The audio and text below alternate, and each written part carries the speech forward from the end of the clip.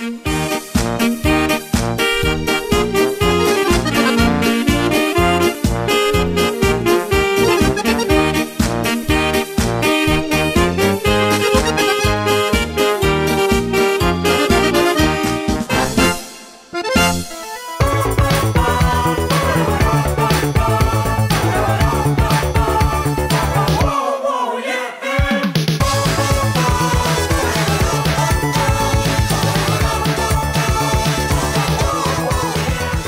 ben Marcel Verhaag, ik ben 48 jaar en ik ben prins Marcel II van CV de Kempenhuizen.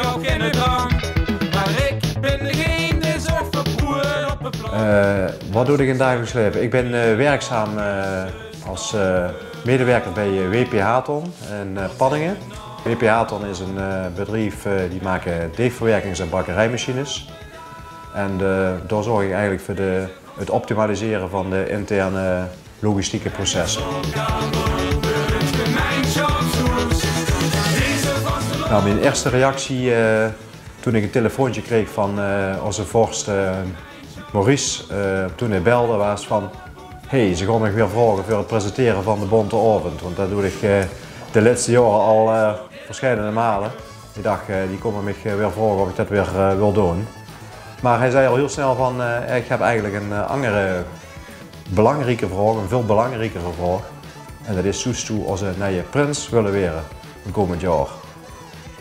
En toen werd het even stil. Dat kind ging natuurlijk wel voorstellen. Dat was wel even een momentje van ik dacht van zo, wat vragen ze nou?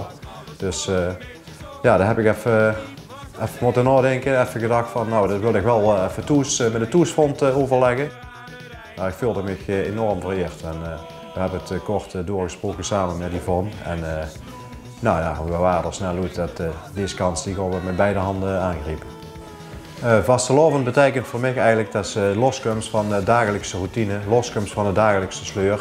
En dat ze de helemaal onderdompelen in het mooie feestgebeuren van wat vastelovend is, zeg maar. En alle mooie facetten die daarbij komen kijken. Dat is voor mij echt vastelovend. Mijn vrouw was de enige die het wist, de kinderen wisten van niks.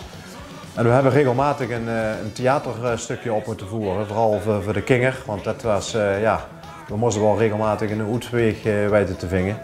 Maar ja, wonder boven wonder is dat goed gelukt. En ja, het waren 2 mandjes, maar ja, het is toch fijn gelukt. Niemand wist ervan, het was een complete verrassing.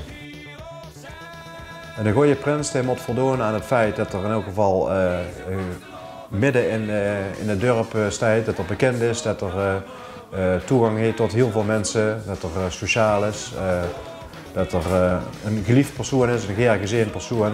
Het is natuurlijk fijn als ze ook bij diverse verenigingen present best wordt ze regelmatig laten zien. Maar het moet een beetje een mens zien die geer samen is met andere vrienden en mensen hoe dat wil.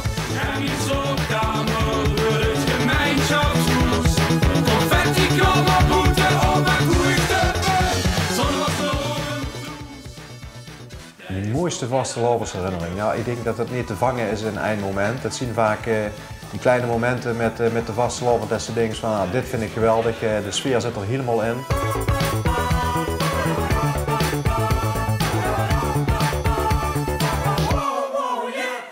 Nou, ik denk dat er niet veel te veranderen is. Ik denk namelijk dat het ja, vooral tussen onderling de carnavalsvereniging dat het ontzettend goed bottert. Dat de sfeer heel erg goed is. Ik merk dat al die jaren dat ik op recepties kom, het is altijd hartstikke leuk. En nee, ik denk dat er weinig te verbeteren valt. Er wordt steeds meer samengewerkt. Dus de boete en de bond beleving dus nou in Panningen komen. Er komen ook steeds meer carnavalsverenigingen. De sleuteloverdracht is een gezamenlijk iets.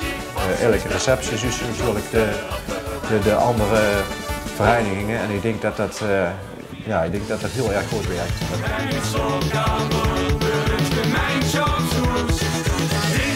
Hoe wil ik herinnerd weer als prins? Nou, wat ik straks al een beetje aangaf is ja, als een mens die er tussen het volk staat, die met iedereen een project kan maken, die met iedereen het mooie gevoel van de vasteloven kan delen. Zo wil ik eigenlijk herinnerd worden.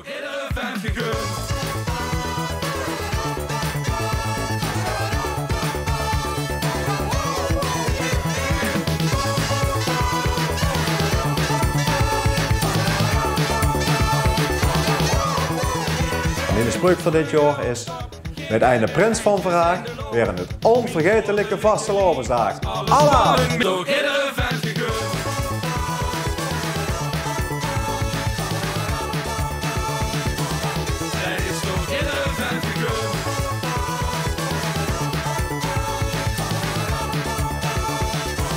Dat is toch geen vent gegund.